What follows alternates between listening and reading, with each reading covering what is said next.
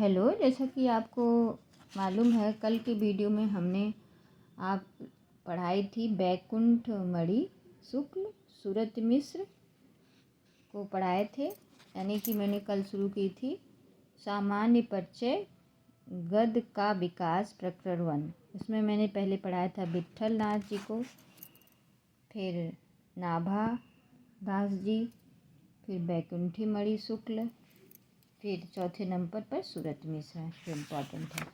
इनका कुछ भाग रह गया था तो आज हम रीड करने जा रहे हैं यहाँ से, और इसे देखना है पूरा तो पिछला वाला वीडियो आप देख लीजिएगा। देखिए,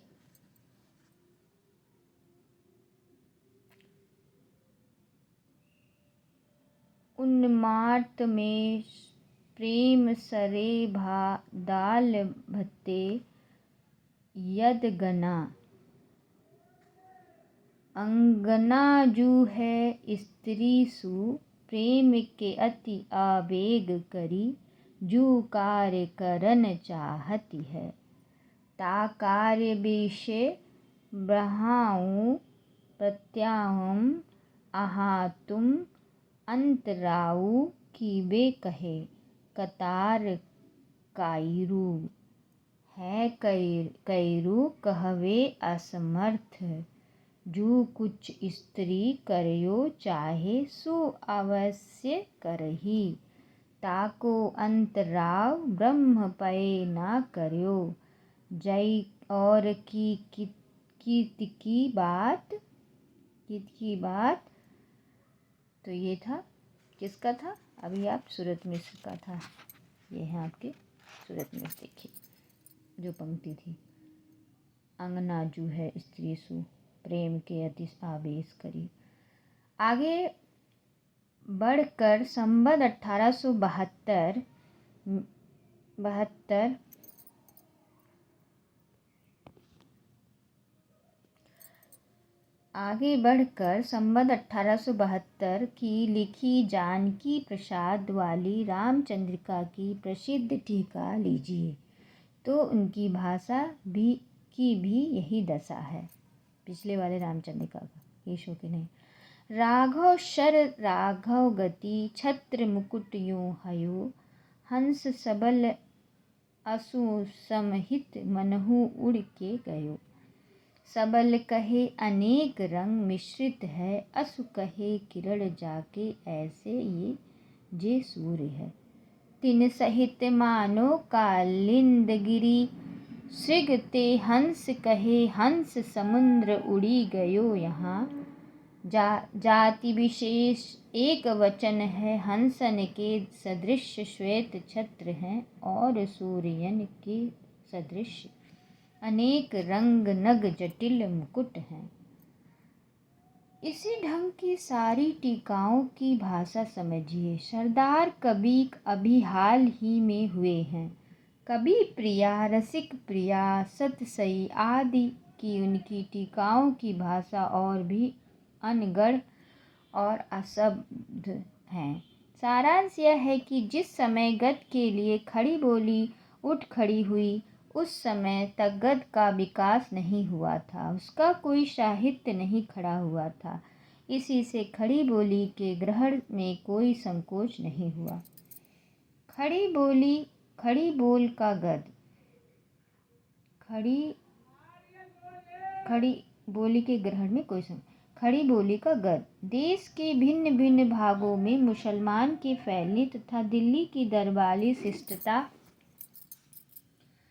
के प्रचार के साथ ही दिल्ली की खड़ी बोली समुदाय के परस्पर व्यवहार की भाषा हो चली थी। खुसरो ने विक्रम की 14वीं शताब्दी में ही ब्रज भाषा के साथ साथ खालिस खड़ी बोली में कुछ पद और पहेलियाँ बनाई थी। औरंगजेब के समय में फारसी मिश्रित खड़ी बोली या रेखांत में शायरी भी शुरू हो गई और उसका प्रचार फारसी पढ़े लिखे लोगों में बराबर बढ़ता गया। इस प्रकार खड़ी बोली को लेकर उर्दू साहित्य खड़ा हुआ, जिसमें आगे चलकर विदेशी भाव के शब्दों का मेल भी बढ़कर बराबर बढ़ता गया और जिसका आदर्श भी विदेशी होता गया। मुगल साम्राज्य के ध्वस्त से भी खड़ी बोली के फैलने में सहायता पहुंची। दिल्ली, आगरा आदि 50 शहरों की समृद्धि नष्ट हो चली थी और लखनऊ, पटना, मुर्शिदाबाद आदि नई राजधानियां चमक उठी। जिस प्रकार उजड़ती हुई दिल्ली को छोड़कर मीर ईशा आदि अनेक उर्दू शायर पूरब की ओर आने लगे, उसी प्रकार दिल्ली के आसपास के प्रदेश में की हिंदू व्यापार जातियां, आगरा वाले खत्री आदि जीविका के लिए लखनऊ, फैजाबाद, प्रयाग, काशी, पटना आदि पूर्वी शहरों में फैलने लगे। उनके साथ साथ उनकी बोलचाल की भाषा खड़ी बोली भी लगी चलती थी। यह सिद्ध बात है कि उपजाऊ और सूखी प्रदेशों के लोग व्यापार में उद्योगशील नहीं होते, अतः धीरे धीरे पूरब के शहरों में भी इन पश्चिमी व्यापारियों की प्रधानता हो चली। इस प्रकार बड़े शहरों की बाजार में व्यापारिक भाषा भी खड़ी बोली हुई। यह खड़ी बोली असली और स्वाभाविक भाषा थी। मौलवियों और मुंशियों की उर्दी मुअल्ला नहीं, यह अपने ठेठ रूप में बराबर पछाह से आई जातियों के घरों में बोली जाती थी। अतः कुछ लोग का यह कहना ना या समझना ही मुसलमानों के द्वारा ही खड़ी बोली अस्तित्व में आई और उसका मूल रूप उर्दू है, जिसमें आधुनिक हिंदी गद्य की भाषा अरबी फारसी शब्दों को निकाल कर गढ़ ली गई। शुद्ध भ्रम या ज्ञान है। इस भ्रम का कारण यही है कि देश के परंपरागत साहित्य की जो संबंध 1900 के पूर्व तथा पद में ही रहा, भाषा ब्रज भाषा ही रही और खड़ी बोली वैसे ही एक कोने में पड़ी रही जैसे और प्रांतों की बोलियां। साहित्य या काव्य में उसका व्यवहार नहीं हुआ, पर किसी भाषा का साहित्य में व्यवहार न होना इस बात का प्रमाण नहीं है कि उस भाषा का अस्तित्व ही नहीं था। उर्दू का रूप प्राप्त होने के पहले भी खड़ी बोली अपने देसी रूप में वर्तमान थी और अब भी बनी हुई है। साहित्य में भी कभी कभी कोई इसका व्यवहार कर देता था, यह दिखाया जा चुका है। भोज के समय से लेकर हमीर देव के समय तक अपभ्रंश काव्यों की जो परंपरा चलती रही, इसके भीतर खड़ी बोली के प्राचीन रूप की भी झलक अनेक पदों में मिलती है। तो जैसे आपने बोलियों का यहाँ पर वर्णन किया है आचार्य रामचंद्र शुक्ल ने। देखिए, भला हुआ जू मारिया बहड़ी ममकुन कंतु अड़बिही पत्ती नाहिए जलु तो बिन बूढ़ंत सौ जुहरी टिट्ठा संकट पावा देवर लेखी गोड़ मिटावा। उसके उपरांत भक्ति काल के आरंभ में निर्गुण धारा के संत कबीर जिस प्रकार खड़ी बोली व्यवहारों का अपनी साधुकड़ी भाषा में किया करते थे, उसका उल्लेख भक्ति काल के भीतर हो चुका है। कबीरदास के वचन देखिए, हमीद रासू का है, ये देखिए यहाँ पे दिया है, लेकर हमीद भोज के समय से लेकर हमीद तक। भोज का हमीद रासू का है भला हुआ जो माड़िया, तो इम्पॉर्टेंट है, देख लीजिए हमीद रासू का भला हुआ जो। अब देखिए इसका कबीर के वचन जो साधु कड़ी भाषा में, कबीर मन निर्मल भया जैसा गंगा तीर, कबीर कहता जात हूँ सुनता है सब कोई, राम कहे भला होएगा नहीं तर भला न होई, जाऊंगा न जाऊंगा मारूंगा न जीऊंगा, गुर के सबद रम रम रहूंगा। अकबर के समय में गंग कवि ने चंद छंद, गंग कवि के हैं देखिए चंद छंद वर्णन की महिमा आता है, अकबर के समय नामक एक गद्य पुस्तक खड़ी बोली में लिखी थी।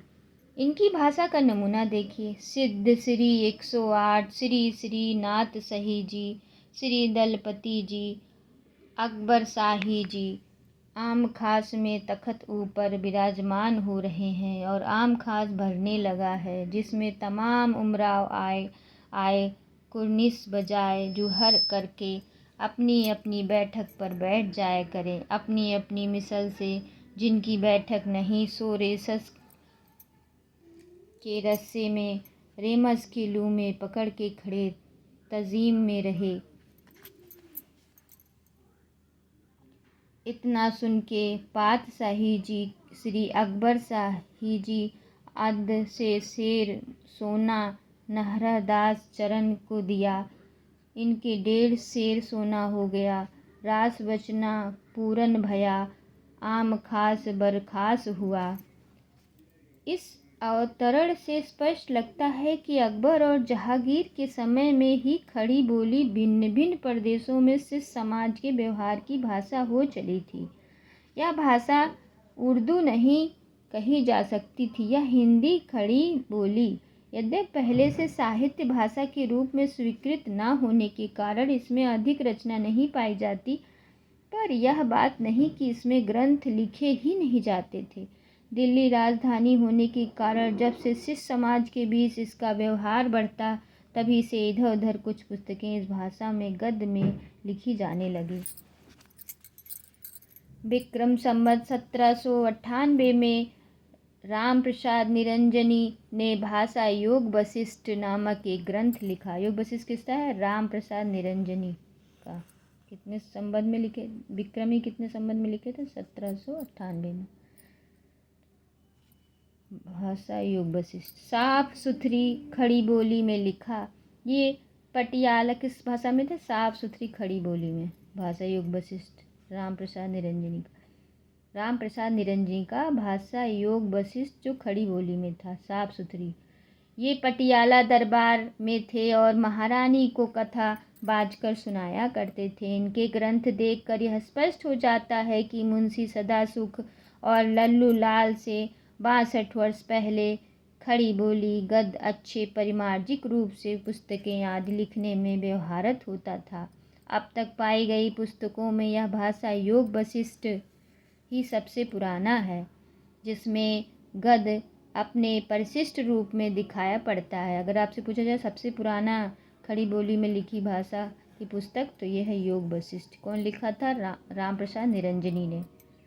तो यही सब इम्पॉर्टेंट है और कथन भी इम्पॉर्टेंट है, जिसमें गद्य अपने परिशिष्ट रूप में दिखाई पड़ता है। अतः जब तक और कोई पुस्तक इससे पुरानी ना मिले, तब तक इसी को परिमार्जित गद्य की प्रथम पुस्तक और राम प्रसाद निरंजनी को प्रथम पौढ़ गद्य लेखन मान सकते हैं।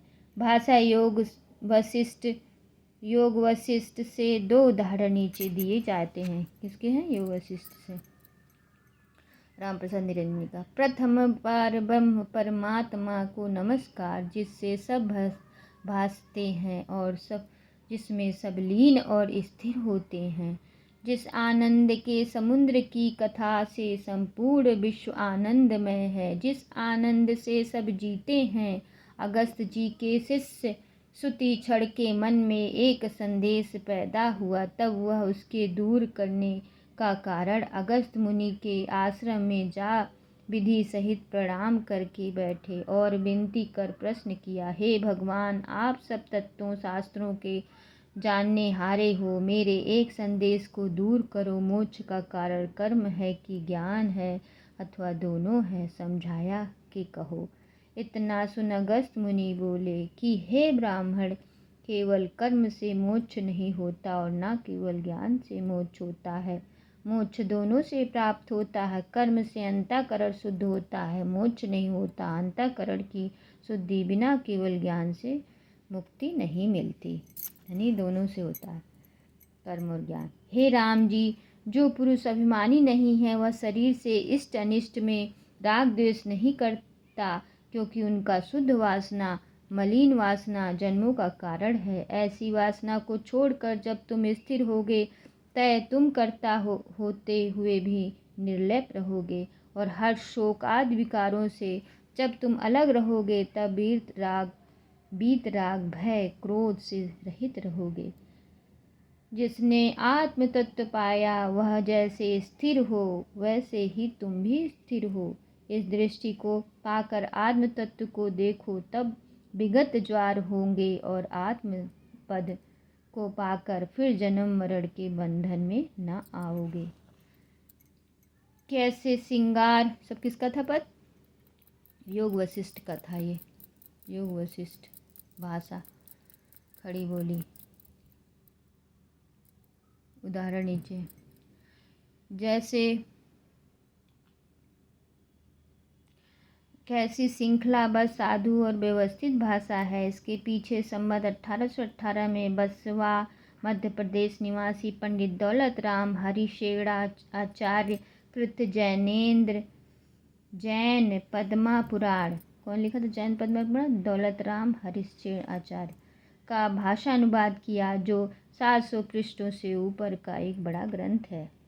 इसका बाद दौलत राम हरिशेड़ ने पद्मा पुराण का भाषानुवाद किया।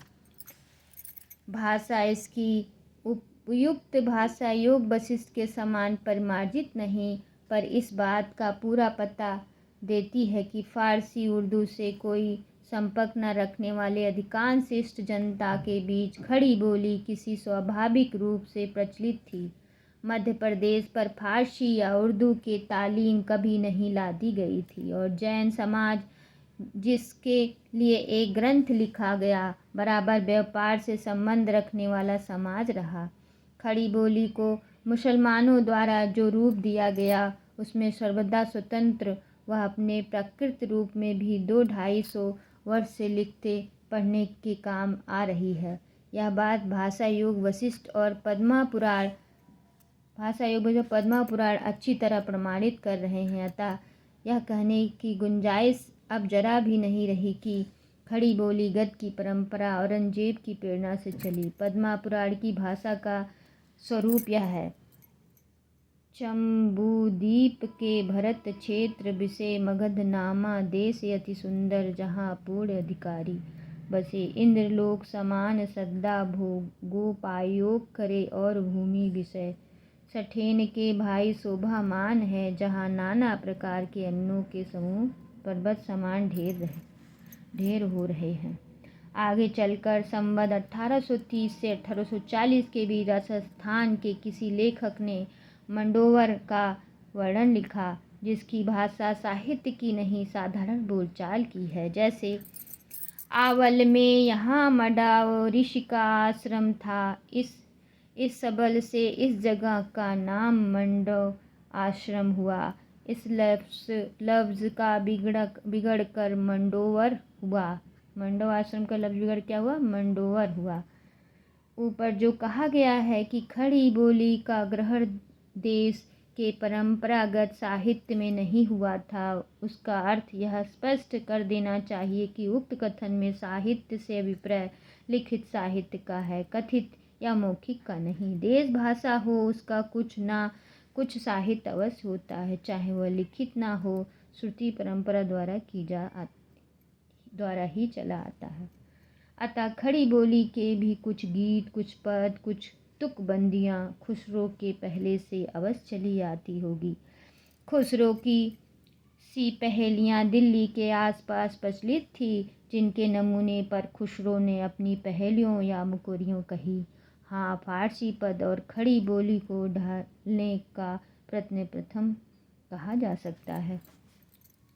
खड़ी बोली का रूप रंग जब मुसलमानों ने बहुत कुछ बदल दिया और वे उसमें विदेशी भावों का भंडार भरने लगे, तभी हिंदी के कवियों की दृष्टि में वह मुसलमानों की खास भाषा सी जचने लगी। इससे भूषण, सूदन आदि कवियों ने मुसलमान दरबारियों के प्रसंग में या मुसलमान पात्रों के भाषण में ही इस बोली का व्यवहार किया। पर जैसा कि अभी दिखाया जा चुका है कि मुसलमान के दिए हुए कृत्रिम रूप स्वतंत्र खड़ी बोली का स्वाभाविक देसी रूप भी देश के भिन्न भिन्न भागों में पछाव के व्यापारियों आदि के साथ साथ फैल रहा था। उसके प्रकार और उर्दू साहित्य के प्रचार से कोई संबंध नहीं। धीरे धीरे यही खड़ी बोली व्यवहार के सामान्य शिष्ट भाषा हो गई। जिस समय अंग्रेजी राज्य भारत में प्रतिष्ठित हुआ, उस समय सारे उत्तरी भारत में खड़ी बोली व्यवहार की शिष्ट भाषा हो चुकी थी। जिस प्रकार उसके उर्दू कहलाने वाले कृत्रिम रूप का व्यवहार मौलवी, मुंशी आदि फारसी तालीम पाए हुए कुछ लोग करते थे, उसी प्रकार उसके असली स्वाभाविक रूप का व्यवहार हिंदू साधु पंडित, महाजन आदि अपने शिष्ट भाषण में करते थे। जो संस्कृत पढ़े लिखे या विद्वान होते थे उनकी बोली में संस्कृत के शब्द भी मिले रहते थे। रीतिकाल के समाप्त होते होते औरंगजेब का राज्य देश में पूर्ण रूप से प्रतिष्ठित हो गया था। अतः औरंगजेब के लिए यहाँ की भाषा सीखने का प्रयत्न स्वाभाविक था। पर शिष्ट समाज के बीच उन्हें दो ढंग की भाषाएं चलती मिली। एक तो खड़ी बोली का सामान्य देसी रूप, दूसरा वह दरबारी रूप जो मुसलमानों में उसे दिया गया और उर्दू कहलाने लगा। अंग्रेज यद्यपि विदेशी थे पर उन्हें यह स्पष्ट लक्षित हो गया कि जिसे उर्दू कहते हैं वह न तो देश की स्वाभाविक भाषा है, न उसका साहित्य देश का साहित्य है जिसमें जनता की भाव और विस्तार रचित हो। इसलिए जब उन्हें देश की भाषा सीखने की आवश्यकता हुई और वे गद्य की खोज में पड़े तब दोनों प्रकार की पुस्तकों की आवश्यकता हुई, उर्दू की भी और हिंदी की भी, शुद्ध खड़ी बोली की भी। पर उस समय गद्य की पुस्तकें वास्तव में न उर्दू में थी न हिंदी में। जिस समय फोर्ट विलियम कॉलेज की ओर से उर्दू और हिंदी गद्य की पुस्तकें लिखने की व्यवस्था हुई, उसके पहले हिंदी खड़ी बोली गद्य की कई पुस्तकें लिखी जा चुकी थी। भाषा योग, वशिष्ठ और पद्म पुराण का उल्लेख हो चुका था। उसके उपरांत जब अंग्रेजों की ओर से पुस्तकें लिखने की व्यवस्था हुई, जिसके 1 वर्ष पहले ही मुंशी सदासुख ज्ञानोपदेश वाली पुस्तक और ईशा की रानी केतकी की कहानी लिखी जा चुकी थी। किसका? सदासुख का ज्ञानोपदेश और ईशा का रानी केतकी कहानी। अतः यह कहना कि औरंगजेब की प्रेरणा से हिंदी खड़ी बोली गद्य का प्रभुत्व हुआ ठीक नहीं। जिस समय दिल्ली के उजड़ने के कारण उधर के हिंदू व्यापारी तथा अन्य वर्ग के लोग जीविका के लिए देश के भिन्न भिन्न भागों में फैल गए और खड़ी बोली अपने स्वाभाविक देसी रूप शिष्टों की बोलचाल की भाषा हो गई, उसी समय में लोगों का ध्यान उसमें गद्य लिखने की ओर गया। तब तक हिंदी और उर्दू दोनों का साहित्य पद में ही था। हिंदी कविता परंपरागत काव्य भाषा ब्रज भाषा का व्यवहार चला आता था और उर्दू कविता में खड़ी बोली की अरबी फारसी मिश्रित का जब खड़ी बोली अपने असली रूप में थी चारों ओर फैल गई, तब उसकी व्यापकता और भी बढ़ गई और हिंदी गद्य के लिए उसके ग्रहण में सफलता की संभावना दिखाई पड़ी। इसलिए जब संवत 1860 में फोर्ट विलियम कॉलेज कलकत्ता के हिंदी उर्दू अध्यापक जन गिलक्राइस्ट ने देसी भाषा की गद्य पुस्तकें तैयार करने की व्यवस्था की, तब उन्होंने उर्दू और हिंदी दोनों के लिए अलग अलग प्रबंध किए। इसका मतलब यही है कि उन्होंने उर्दू से स्वतंत्र हिंदी खड़ी बोली का अस्तित्व भाषा के रूप में पाया। फोर्ट विलियम कॉलेज के तो अध्यापक कौन थे? फोर्ट विलियम कॉलेज के गिलक्राइस्ट। फोर्ट विलियम कॉलेज के आश्रम में लल्लू लाल जी गुजराती के खड़ी बोली के गद्य में प्रेम सागर और सदल मिश्र ने नासिकेतोपाख्यान, ये बहुत इम्पोर्टेंट है। लल्लू लाल जी ने क्या लिखा था? गुजराती ने खड़ी बोली में, लल्लू लाल गुजराती थे, प्रेम सागर लिखा था और सदल मिश्र, लल्लू लाल प्रेम करते और सदल मिश्र नासिकोपाख्यान। अतः बोली गद्य को एक साथ आगे बढ़ाने वाले 4 महानुभाव हुए, मुंशी सदासुखलाल, सैयद ईशा खां, लल्लू लाल और सदल मिश्र। तो 4 अनुभव पूछा जाता है कि जो गद्य भाषा को आगे बढ़ाए, उनका नाम तो उसमें कौन सा नहीं आएगा, तो इन चारों को रटने में पता चल जाएगा कौन से। मुंशी सदासुखलाल, सैयद ईशा खां, लल्लू लाल और सदल मिश्र। मुंशी सदासुखलाल, सैयद ईशा खां, लल्लू लाल और सदल मिश्र, ये चारों लेखक संवत 1860 के आसपास हुए। तो नमस्कार, आगे कल पढ़ाएंगे। आशा है आप इसे सुनकर लाभ उठाएंगे।